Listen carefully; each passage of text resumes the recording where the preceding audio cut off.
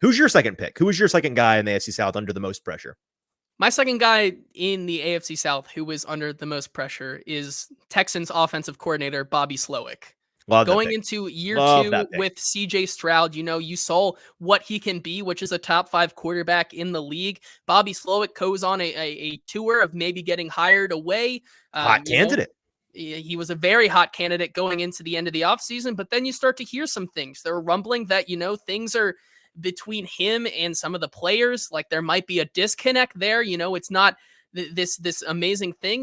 Maybe I even, can see some connections to maybe he's the new kind of Eric Bieniemy, where he is this very good offensive mind. Whoa. His offensive mind, That's crazy. But can he be a head coach? Like, how does he, connect with his players? Those are a lot of questions that I think people started to have in his first tour. So I think this year is a big one, because if he can continue to make this offense, be really, really good with even better pieces. A Joe Mixon now, Stephon Diggs is in the in the fold there. They, continue to have a really solid offensive line.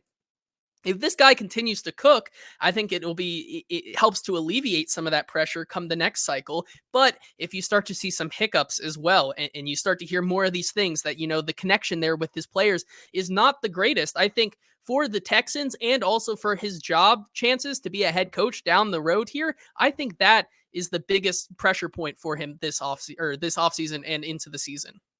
I have so little notes on this. I agree. The locker room discord thing was absolutely a thing that I heard from people in the NFL. I don't know, it may be overblown, but to say like, no, there was none. No, I have it on good account. There was some issues there. And then, the head coach candidate on paper thing, like the offense at his disposal this year at the Texans. Talk about a no excuses. You cannot afford to underachieve with that group. And I think he left some things to be desired in terms of patterns, predictability, scheme, creativity, decision making. Actually having some bespoke game planning thing. Like his first year as a OC, so like I'm willing to hear him out for year 2, but I think he's under a lot of pressure. So I agree entirely. Here's my third and final one, JT. And we're sticking with the Texans in the my final pick here for the pressure draft in the AFC South. Give me CJ Stroud. I think CJ Stroud is under immense pressure this year because what's the margin for error? You're talking about a guy that has something, stands to lose something. What kind of room does he have to experience any kind of sophomore slump, any kind of growing pains? The help around him, again, just like Slowik, super no excuses vibe. Like you've got the help around you. You should. I mean, there's no reason to believe he wouldn't be, because he was awesome his first year. Fantastic. I expect him to be. But if there's any kind of hiccup, like here's the ultimate question, JT. When was the last time? Who was the last guy that was this hyped up after his first season? Was this pre-anointed? Going into year 2, it's like everyone's already kind of thinking, I don't know if he's top 5 in the NFL at quarterback, but like he's right there. If you told me he's in your top 5 quarterbacks in the NFL, I wouldn't argue too hard. It's Patrick Mahomes, right? Like that. I can't think of the last time before Patrick. There were guys, but after Patrick, I don't know who was this hyped after his first year, and he deserves that hype. But the pressure comes with the hype, and I think that CJ Stroud is under a ton of it this year.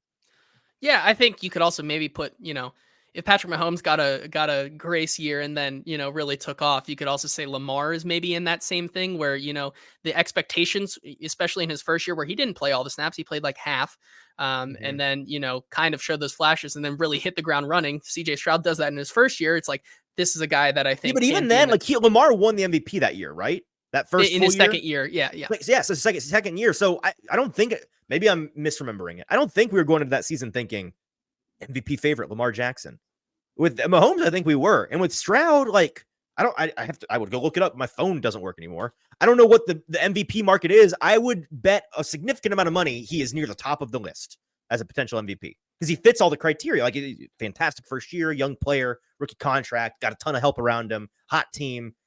I think he should be on that list, but like there's pressure to perform there. And we have seen guys in their second year of the NFL, like defensive coordinators have film on you and they've been grinding it all summer long, buddy. They're going to find ways to break you, and it's up to you to change. It's up to you to adapt and stay one step ahead. And I'm not saying he can't be that, But that's one of the big things why we see guys have struggles in the second year of fully starting for a team, being the dynamo, being the guy that not just is a fantastic quarterback, but this team, like they are putting it on you, man. Like they're going to ride or die with you, as they should. But that means you're under a lot of pressure to perform because you are the straw that stirs the drink. Yeah, I definitely can see that one. And I agree that, avoiding a sophomore slump is the biggest thing for CJ Stroud upcoming.